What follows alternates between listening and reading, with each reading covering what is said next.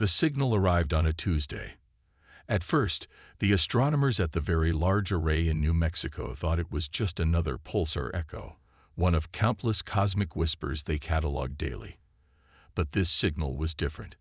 It repeated with mathematical precision, carrying patterns too complex to be natural, yet too elegant to be random noise. Dr. Sarah Chen had been analyzing deep space signals for 15 years, but she'd never seen anything like this. The message wasn't just organized. It was encrypted with prime numbers, a universal language of mathematics that any advanced civilization would understand. As she decoded the first segments with trembling hands, her coffee grew cold beside her terminal. "They're coming," the message read in its simplest form, "and they must be stopped."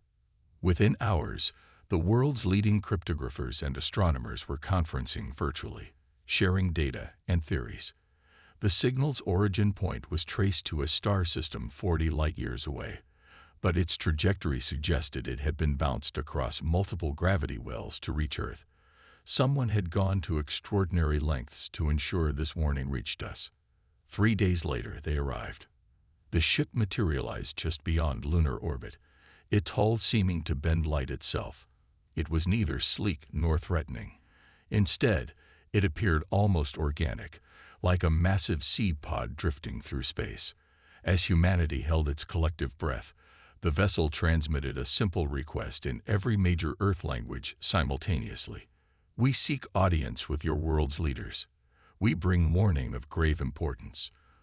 The United Nations Security Council convened an emergency session, and within hours, a diplomatic reception was arranged at a neutral facility in Geneva. The alien vessel dispatched a smaller craft, which descended through Earth's atmosphere with impossible grace, landing precisely on the designated pad. The being that emerged defied expectation. Ambassador Zix 427, as it would later introduce itself, stood nearly 3 meters tall, its crystalline body refracting light in mesmerizing patterns. It moved with fluid grace despite appearing to be made of living crystal, and its voice resonated directly in the minds of those present. "We are the Arctians," it began, addressing the assembled world leaders. "We have traveled far to reach you, following the same warning that you recently received.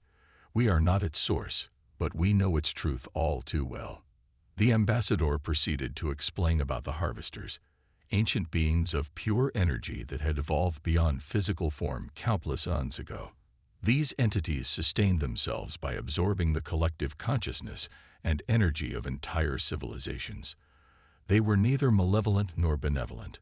To them, developing societies were simply food sources to be cultivated and harvested.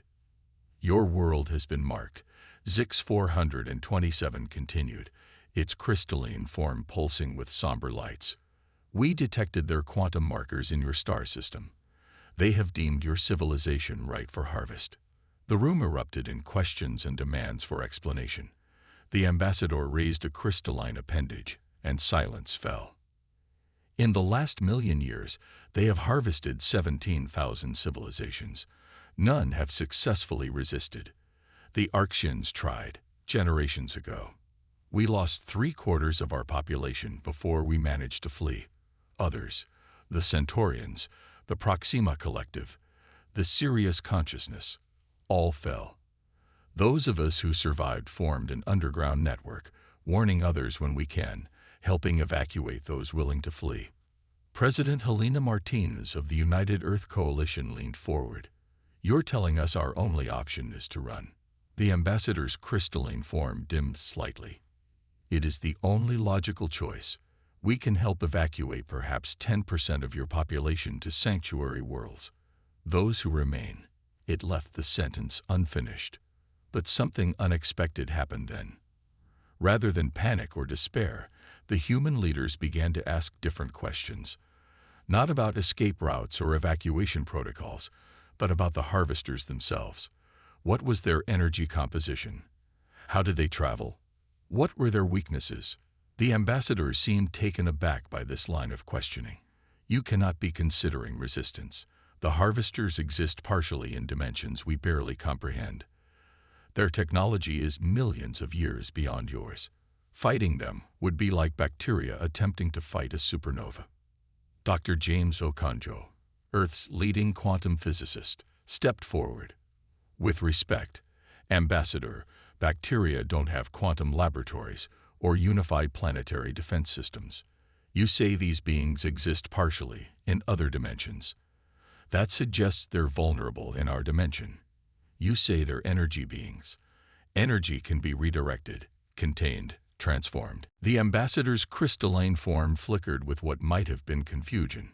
You cannot seriously be contemplating fighting back. That's exactly what we're contemplating. Martinez interrupted. Humanity has faced extinction-level threats before. From ourselves, from our environment, from our own technological advancement. Each time, we've adapted, innovated, and survived.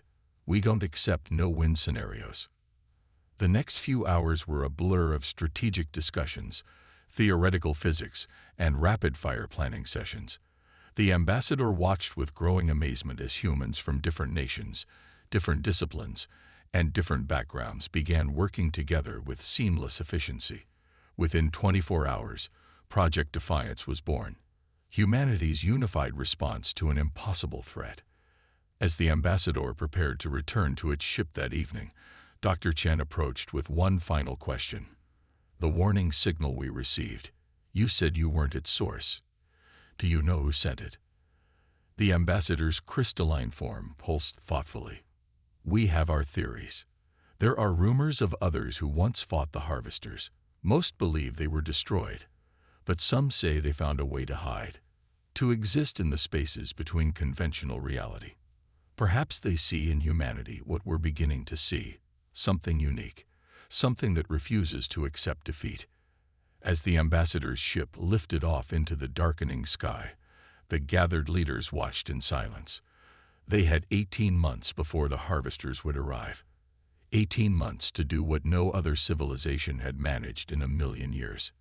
Humanity was about to show the galaxy why you should never underestimate a species that had evolved through countless disasters, survived its own destructive potential, and emerged stronger each time. The harvesters were about to learn that humans don't just face impossible odds. They beat them. Project Defiance was just beginning, and Earth's greatest challenge would become its finest hour. They didn't send ships or physical emissaries. Instead, their message came as a ripple through reality itself, manifesting as synchronized auroras across every continent. The sky became a canvas for their communication, and their words appeared in the minds of every human simultaneously. We are the eternal. Your energy will sustain us. Resist and suffer. Submit, and your transition will be painless. The response from humanity came not from world leaders or military commanders, but from Dr. Isabella Torres, a quantum physicist working at CERN. She stepped up to the hastily assembled press conference, her dark eyes fierce with determination. We have a message of our own, she declared, knowing the harvesters would perceive it. Humanity does not submit. We never have, and we never will. Behind the scenes, Project Defiance had already made extraordinary progress. The Arxian ambassador had been shocked to discover that human quantum research had already theorized concepts that approached an understanding of the harvester's nature. Dr. Torres and her international team had been working around the clock, combining human theoretical physics with the fragmentary knowledge gathered from other surviving species. The key breakthrough came from an unexpected source. Dr. Yuki Tanaka, a researcher studying deep-sea bioluminescent creatures, noticed similarities between the energy patterns of the harvesters and the quantum-level communications of certain abyssal life forms. This led to the development of what would become humanity's greatest weapon, the quantum resonance matrix. But the harvesters weren't idle. Strange phenomena began occurring worldwide. People reported vivid, shared dreams of submission and surrender. The global suicide rate spiked. It became clear that the enemy was attempting psychological warfare, trying to break humanity's will before the physical battle began. Dr. Chen, who had first received their warning signal, developed a countermeasure, a network of quantum-entangled satellites that created a protective psychic shield around Earth. It wasn't perfect, but it gave humanity breathing room to prepare. The Arxians watched these developments with growing amazement. Other alien refugees began arriving in-system, drawn by rumors of humanity's defiance. Most came to warn against resistance, but some stayed to help, intrigued by humanity's novel approaches to supposedly unsolvable problems. As the 18-month deadline approached, Earth had been transformed. Cities had been hardened against dimensional disruption. The quantum resonance matrix had been tested successfully on a small scale, and humanity had done what it did best: adapted, innovated, and prepared for war. The Harvester's unified consciousness shattered like a cosmic mirror, breaking into billions of individual points of light. Each light was a consciousness that had been trapped in unity for millions of years, finally free to remember its own identity. The effect was beyond anything humanity had dared to hope for. The Harvester Collective didn't just break, it transformed. Individual consciousnesses, newly awakened to their own existence, began to communicate not as parts of a whole, but as unique beings meeting each other for the first time in eons. Echo's voice rang through the command center. "You've done it. You've actually done it." They're remembering who they were before the unity consumed them. Dr. Torres watched the readings with tears in her eyes. "Not just who they were," she said softly, "who they can be." The sky above Earth became a canvas of dancing lights as billions of individual consciousnesses explored their newfound freedom. Some fled into deep space, overwhelmed by the sudden return of individuality. Others lingered, fascinated by the species that had given them back their sense of self. The Arxian ambassador's crystalline form pulsed with unprecedented patterns of light. "In all our history," it communicated, "no species has ever attempted to save their destroyers. We thought humanity's strength was in its defiance. We were wrong. Your strength is in your capacity to see beyond conflict, to find solutions where others see only threats." Dr. Okonjo smiled. "We learned long ago that the most powerful weapon against an enemy is to turn them into a friend." In the days that followed, Earth became a gathering point for both newly individualized harvester consciousnesses and representatives from species that had hidden from them for millennia. The former harvesters, now calling themselves the Awakened, shared knowledge and technology beyond human comprehension. But more importantly, they shared perspective, the wisdom gained from experiencing both total unity and renewed individuality. Humanity had done more than save itself. It had transformed an ancient threat into a new beginning for countless species. The galaxy would never be the same. 1 year after the battle, Dr. Chen stood at a podium before the United Earth Council, now expanded to include representatives from dozens of alien species, including several of the Awakened. "We stand at a new beginning," she declared. "We've learned that the greatest victories don't come from destroying our enemies, but from understanding them. Humanity's greatest strength has never been our technology, our weapons, or even our determination. It's our ability to imagine a better way." The assembly hall glowed with the approval of 1,000 different forms of life, each unique, each individual, each contributing to a greater whole while maintaining their own identity. Earth had become more than just humanity's home. It was now a symbol of the power of diversity within unity. In deep space, the warning signal that had started it all continued its journey among the stars. But now it carried a new message, one of hope rather than warning.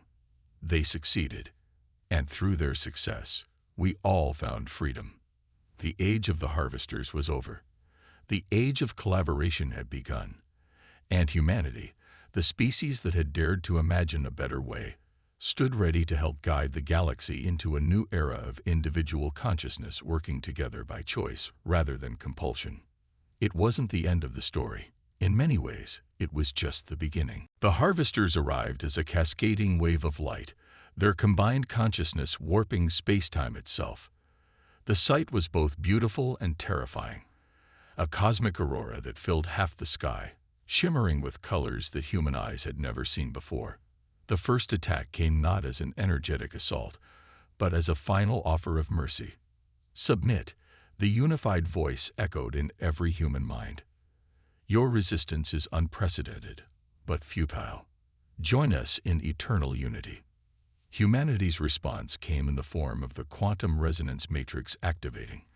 A visible shield of iridescent energy surrounded Earth, exactly as the harvesters would have expected. Their response was immediate and overwhelming. The shield shattered. Across the globe, humans watched in apparent horror as their primary defense crumbled before the harvesters' power. The alien consciousness surged forward, ready to begin the absorption process that had claimed so many civilizations before. But something was wrong.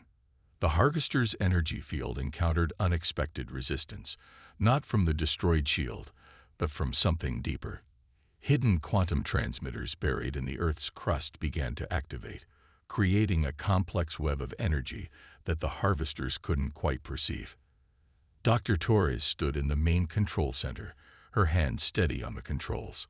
Project Phoenix activating in 3, 2, 1. The individuality engine sparked to life.